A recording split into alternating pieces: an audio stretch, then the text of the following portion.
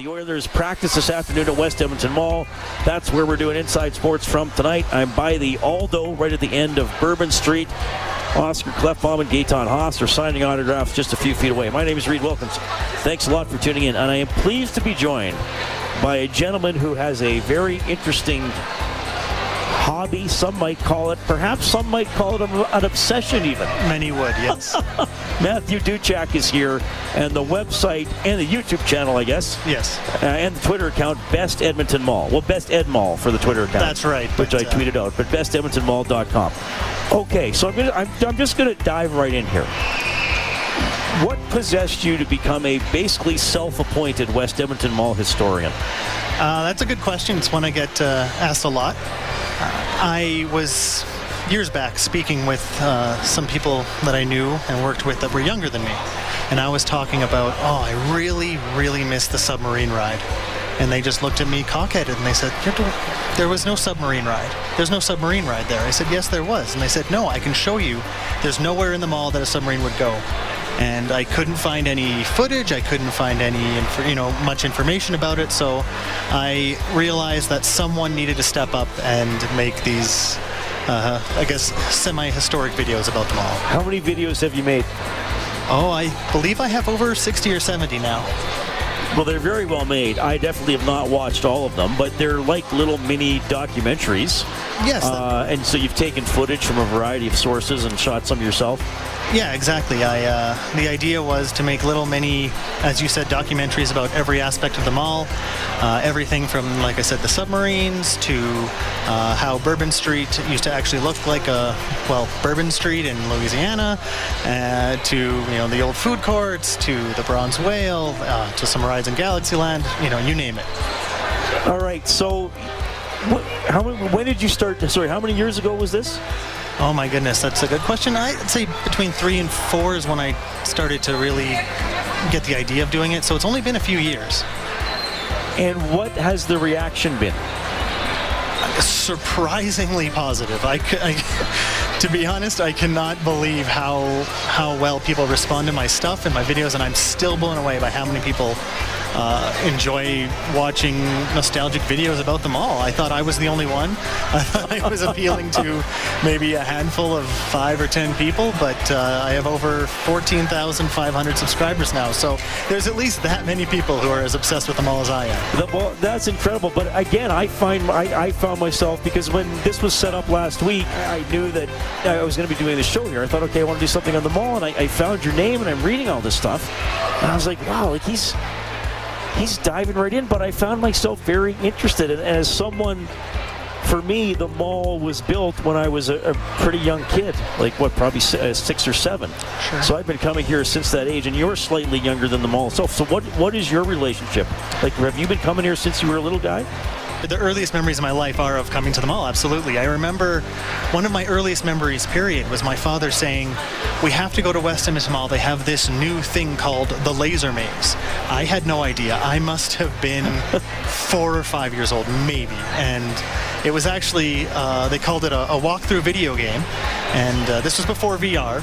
So in order to immerse yourself, you had to physically walk through rooms shooting laser guns or light guns at robots on the wall. And it was, it was one of my first memories of the mall.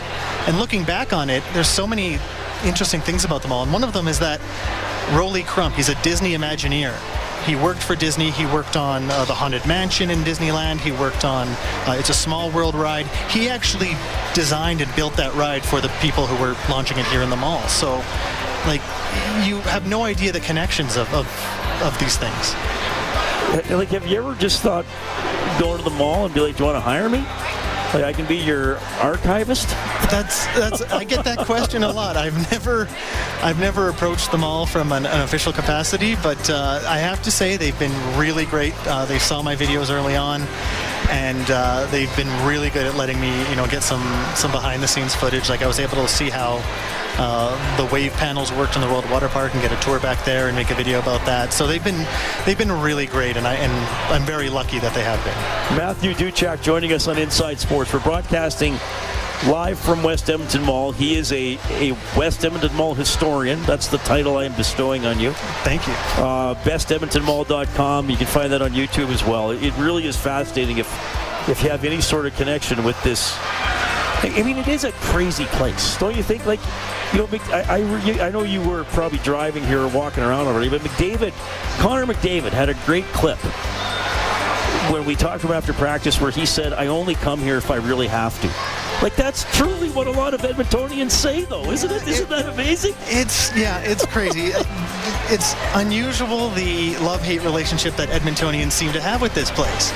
But even myself, when I started making my videos, I'm like, I had some self-doubt. I was thinking to myself, oh man, I'm kind of a loser making videos about a mall. But you got to think about it. It's more than just a mall. It had the world's largest indoor amusement park, the world's largest indoor water park. It was the world's largest mall in Edmonton. Yeah. I mean, we don't have 30 million people here. We have the world's largest mall, and it was built in 1981 when we had a population of 500,000 people. How does this get to be the world's largest mall? I mean, it really blows your mind. We are lucky, and I think people just take it for granted. So, the video I watched, the most recent video I watched was your one on the submarines. Mm-hmm. And you made a great point in there about the West Edmonton Mall in relation to the Canadian Navy at the time. Yes, it was a highly touted fact, but we had more submarines here in the West Edmonton Mall than the Canadian Navy did, and so. You know, the joke is if anyone ever attacks West Edmonton Mall, they're never going to make it to the Gap because we'll stop them. We got the Navy. That's right. What's your favorite all-time mall attraction? Oh, that's a really good question. Personally, it's the submarines, but I also it's too hard to put. I love the submarines. I loved the Drop of Doom, which is now gone. I loved the fire-breathing dragon at the Silver City Cinema, and you know what? Scratch that. My number one favorite attraction was the Lazy River ride in the World Water Park. It's now closed. You can still see the shell of it, but it was, like, to me, the best slide in the entire park and my favorite attraction. Can you stick around for about 10 more minutes? Because I got more questions for you. I'd love to. I want to encourage people to text in their favorite all-time attraction at West Edmonton Mall, or maybe the attraction they miss the most. We'll go deeper into Matthew's brain and his memory as we bring you Matthew Duchak from BestEdmontonMall.com on Inside Sports. All right, thanks a lot for tuning in live from West Edmonton Mall tonight. The Oilers are signing autographs. We're by the Aldo at the end of Bourbon Street. Matthew is here, who runs BestEdmontonMall.com. Sorry, Matthew Duchak. I'm saying that. You are saying it correctly. Kind of right. More correct than 90% of the people out there. So you were talking about some of the attractions that have come and gone. Cam in Red Deer says, I miss the old Bourbon Street, and he also misses Circus by the food court. Circus. But that's where now the other video type thing is. Play, I can't remember, but yeah, it's still an arcade, thankfully. It's nice to still have an arcade in the mall there. But yeah, Bourbon Street, it opened with Phase 3 in the 1986 expansion. Well, so we're looking down it right now. Yeah. And is this, in your mind, one of the unfortunate changes they've made to the mall? In my mind, I like the theme. I love the themes, and it just doesn't have a theme anymore. It's still nice. The ceiling is beautiful. You're not going to see that in any food court or any part of the mall. So it's still nice. It's still gorgeous, but I miss it looking like a street. I miss seeing the lampposts, and they used to have a taxi cab parked in the middle, and they used to have statues of jazz musicians and beat cops and other fun things in there. So it would, I believe, it still looks great. It's modern. It's nice, but I miss the theme for sure. Yeah, it feels a little, and I remember those old statues, and maybe they wouldn't all fly in this day and age. I'm not sure if they'd all be appropriate these days, but back then they sure seemed to be. Cole misses the jumping fountains at the old food court. I used to love those too. The water always went in perfectly. Yeah, they were eventually changed to Cosmos Space Fountain, and they were put in Galaxyland. Yeah, everyone loved those. The snake, the water snake. This texter says, the dragon freaked me out the first time I felt the heat of the flame. Ryan Thought the rooftop driving range was pretty cool. Yeah, that was very cool. But I spoke with people at the mall about what happened to that, and they said it's hard to convince people to get their golf clubs, drive to the mall, put their golf clubs over their shoulder, walk through the mall, and go up to the water park. It was just, it was a really great idea. I do miss it too. I thought it was awesome, but it's some things unfortunately can't work, I guess. Travis said, you should know this, being the unofficial mall historian. What year did they change the Fantasyland logo? What year did it become Galaxyland? Oh, Fantasyland, the park opened as Fantasyland in 1983. It was its first phase, expanded in 1985-86 with its grand opening. And about 8 years later, in 1994, Disney unfortunately sued the mall over the name because they have Fantasyland and Disneyland, and they were forced to change the name. They had a contest in Galaxyland. It's been Galaxyland that long already? It has been Galaxyland since 1994, well, 95, I guess, because 94, they actually operated for a short time as the amusement park at West Edmonton Mall because they didn't have a name. Just like the Baltimore was just the Baltimore CFL team for a while. Oh yeah, right. They couldn't be the Colts, or they couldn't be the Colts anymore. Exactly. This texter says, "I love the Best Edmonton Mall videos. Exactly the content I want, but wouldn't expect."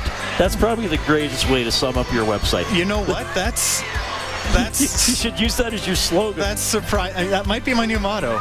And to be honest with you, that's exactly that's the best description you can make for that. Okay, so we're doing a lot of nostalgia here, and thanks too for telling your story and why you did this and what you love about the mall.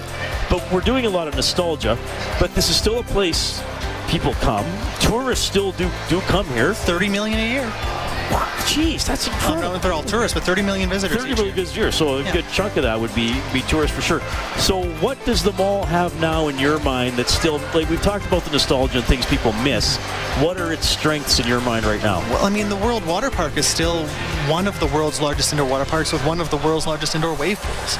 I mean, you can surf in a shopping mall here. You can't really do that anywhere else. Galaxyland is still a fantastic amusement park, one of the world's largest. They just signed a deal with Hasbro to retheme, so that's going to bring some new energy as well. We have skating rinks, we have casinos, we have an amazing hotel with theme rooms. I mean, it's still one of the largest shopping centers in the world and entertainment centers. So I mean, it's definitely unique. And the Oilers used to practice here a lot more often. The rookies practiced here during the rookie camp, and the Oilers practiced here today. Do you, in your mind, do you think that should happen more often? Oh, I am thrilled to see it, to be honest. Back in the 80s and 90s, the mall was a spectacle. It's a little less common these days because mega malls exist elsewhere, but back then it was a spectacle, and they went that extra mile to make it look and feel like a one-of-a-kind experience. And having a professional hockey team, regularly practice in the mall where you can come and see. I mean, I have a video of Mark Messier skating up and down that rink over there. So to see that back, that is awesome. They really actually are doing a good job of bringing the fun back to the mall. What's the deal? Is the whale's mouth still here or not? As of right now, it is, yes. But it moved, right? It moved. It used to be right near where we are? Yeah, right beside us here in front of that used to be an HMV store, but they moved it to make room for seating for people waiting for the Victoria's Secret. That was the biggest addition in Western Canada for a while. The mall, the whale went away, and they brought it back and put it over where Sears was, but rest in peace, Sears. So that's another thing. Yeah. Speaking of malls, that space is empty at Kingsway. That's my local mall. Yeah, anchor stores are struggling, but there's still really crazy high occupancy here. So there's still a formula that works. How often do you come to West Edmonton Mall, Matthew? In this day and age, in this phase of your life. Between daily and monthly, I'll say. Some months I'll come multiple times in a week, and sometimes I'll show up and I'll be like, wow, I haven't been here in a month, and it feels so. It varies, but I'm still here a lot. All right, and as you referenced, you work with younger people, newer Edmontonians, and you're happy to educate them. Yes, I'm happy to educate them, and if you know everything I do, I'm just happy to have a video to show you, and then we can get nostalgic together. Well, Matthew, thanks for dropping by. Again, so you're bestedmontonmall.com. On YouTube, just type in Best Edmonton Mall. Yeah, youtube.com/Best Edmonton Mall. Twitter is Best Ed Mall. That's and you're right. on Facebook too? Yep, Best Ed Mall on Facebook, and then on Instagram, Real Best Edmonton Mall. Oh, I got to look at that one too. I don't think I have you on Instagram. It's just, I so admire what you've done. Like, it's such an awesome thing, and you're a great Edmontonian. Thank you so much.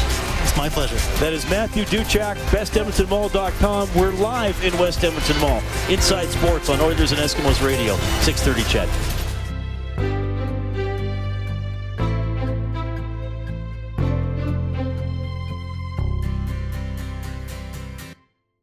Special thanks to Reed Wilkins for having me on. I had an absolute blast. Check out his show Inside Sports on 630 CHED, weeknights from 6 to 8. If you enjoyed this video, please subscribe to our channel. Give us a like and a share, and maybe even visit our Patreon page. And why not check out one of our other videos, all about the greatest indoor show on earth, West Edmonton Mall. Oh, and thanks for watching.